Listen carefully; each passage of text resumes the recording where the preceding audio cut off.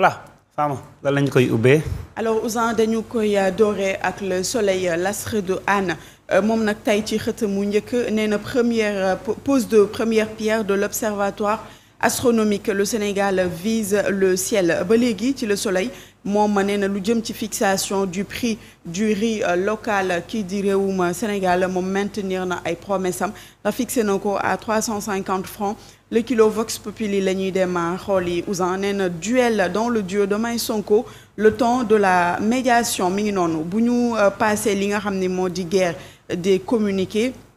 ci relation entre le président de la République et son premier ministre les coups de boutoir des deux camps donc ci ñaari camp yëpp ñi ngi jottalante ay kaddu donc alhamdulillahi rabbil alamin a écrit ki nga xam ni moo di Djibi Gueye Ndiaye di chef de protocole bu Ousmane Sonko alors Abdoulaye Baro di chef de cabinet bu Bassirou Diomaye Faye nee na la seule chose que je puisse dire c'est que les choses évoluent dans le bon sens donc Dieu merci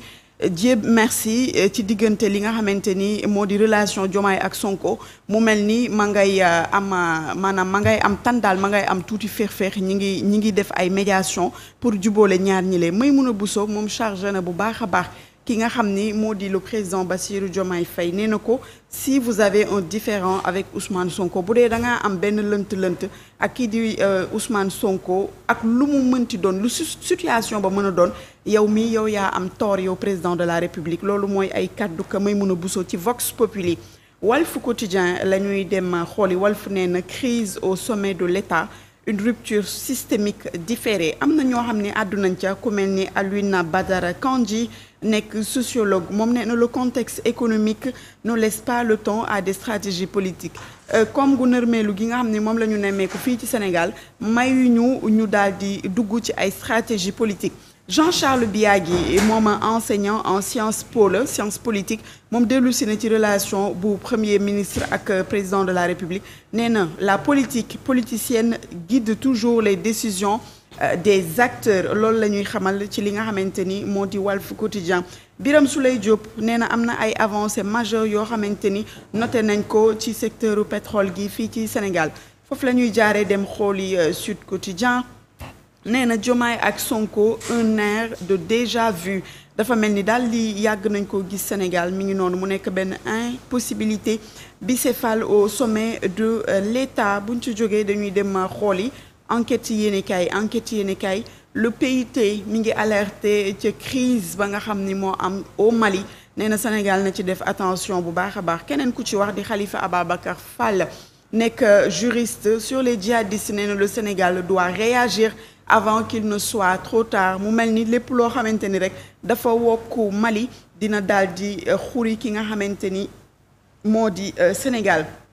ba léegi enquête yéenekaay nee na les non alignés sous pression ci diggante ñagas bi nga xamante ni moo am entre le président et son premier ministre les neutres pris pour cible Waly Diouf Bodian ak Bassirou Kébé ñoom ñi ngi rallumer la braise maanaam ñoom daal ña ngay xamb bu baax a baax alors bu ñu jógee ci enquête les échos la ñuy dem xool yi mu mel ni am na ay tension fële ci SETER ñu ni crise majeure de la société d'exploitation du train express régional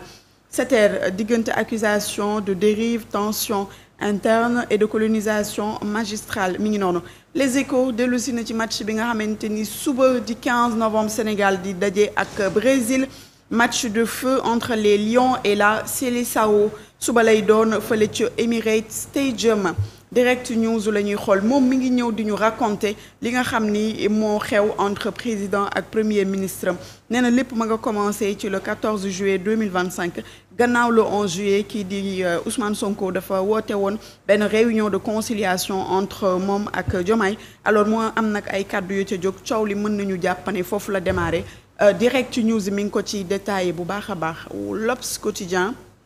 tey mi ngi ñëw ci xëtam moom daal nee na coow li ñaar ñi la mu di Badiane Aïda ak kii di Mimi Touré alors moom jeu de dame la ko wax jeu de dame qui électrise le pouvoir Aïda Mbodj ak Mimi Touré seen photo ngi nii ñu daal di def mu teg ca ne ay révélations sur les deux pôles d'un duel silencieux qui ébranle l'État ni ngi noonu nag ba léegi ci li nga xamante ni moo di l'Observateur mi ngi ñëw di ñu defal benn jàngat nee na plus de 45% des enfants sénégalais victimes de cyberharcèlement. L'Obs bu ñu ca jógee dañuy jàll ci tribune yéenekaay moom ca mbaykat ya la xëtamu njëkk ma ngi ko jagleel baykat ya nee na les paysans menacent de boycotter la campagne arachidière loolu dina doy waar trop nee na du ñu nangu prix kilo bi ñu daal di leen koy jaayee moins de 500 francs ñoom xalaatuñ ko beneen bi mooy taaraar bi nga xamante ni moom lañ leen bëgg a imposer ñoom daal dina metti torop ci ñoom ndax paysans yi nee nañ lu jëm ci mbirum foncière yi contre le recours et la veille pratique du taaraar dina xaw a metti torop ci seen kaw donc ñi ngi menacé au boycott. Le point actu la guerre des coalitions. Alors Diomaye Faye moom mi ngi tenir en main la coalition Diomaye président en vue sûrement des locales et un second mandat mi ngi noonu nag bu ñu jëlee ca beneen côté ba nee nañ la gestation de apte nekk coalition bu bees bi nga xamante ni nee nañu Pastef moom la bëgg a tegal apte est né des cendres de Diomaye président montre l'ambition présidentielle de Sonko et Pastef en 2029 mi ngi noonu apte daal ñoom lépp lu ñu bëgg mooy ànd ak ay alliés yu sûr pour yóbbu kii di Ousmane Sonko ci élection présidentielle 2029 mais surtout gagner élection locale yi nga xamante ni moom moo nekk suñu kanam. Le gouvernement gèle les importations, il fixe le prix du riz à 350 francs CFA sénégalais bu ñu jógee ci point actu source a la ñuy dem xool Habib Sy en médiateur. xam ngeen ni diggante premier ministre ak kii di président de la république am na ay ñagas-ñagas moom Habib Sy yëkkati na son bâton de pèlerin pour indi ci ndox bu sedd. Les sauveurs de l'ombre kii di Aly Ngouille Ndiaye ak xalif général des Mourides di Serigne Mountakha Mbacké ñoom ñi ngi wax ni am na benn loxo boo xam ni def nañ ko benn médiation bu am solo boo xam ni ñoom def nañ ko ci suuf pour ñu libérer ki nga xamante ni moo di officier de l'armée bi nga xam ne waa MFDC dañ ko téye woon donc ñaari médiateurs yi ñu ngi def seen photo fii ci source a. Évidence yéenekaay la ñuy dem xool évidence yéenekaay dellu siwaat ci li nga xamante ni moo di les secrets d'une médiation sous haute tension dox nañ ca tànku jàmm ak salaam diggante président ak premier ministre. Coalition John ñoom nee nañu ñi ngi appelé au président de la République à se libérer de Sonko nee na président de la République daal na tàkkaliko ak ki nga xam ne moo di premier ministre. Autoroute Dakar Saint-Louis Déthié Fall ministre des infrastructures moom nag mi ngi en visite di xool chantier yi nga xamante ni moom mooy amal li nga xamante ni moo di autoroute bi jóge Dakar dem ba Saint-Louis moom Déthié Fall dem na évaluer liggéey bi fan la toll. bu ñu jógee ci évidence l'info la ñuy dem xool yi mu ni Sénégal deuxième pays de l'Afrique bi nga xam ni moo gën a cher suñu dund moom moo gën a cher moom la wax moom di l'info mu dellu soit ci état bi nga xamante ni yóbbu na prix riz local bi à 350 francs le kilo mu ni tension yi am entre Diomaye ak Sonko moo tax ñu daal di reporter la visite du premier ministre mauritanien à Dakar l'info moo ñu koy xamal Rewmi Quotidien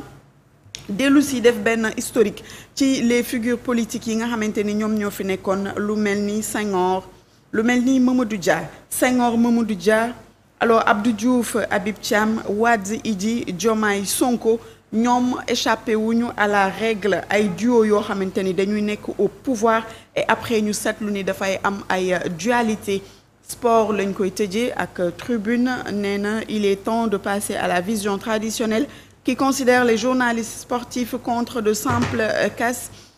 de résonance. Alors ba léegi ci Tribune Sport arène la ñuy waxtaane Tapha Tine ak Franc sur le ring pour le premier choc verbal. Ousin mën nañu jàpp tey que lii moo gënoon fës ci xëtu yéenekaay. Voilà li moo gënoon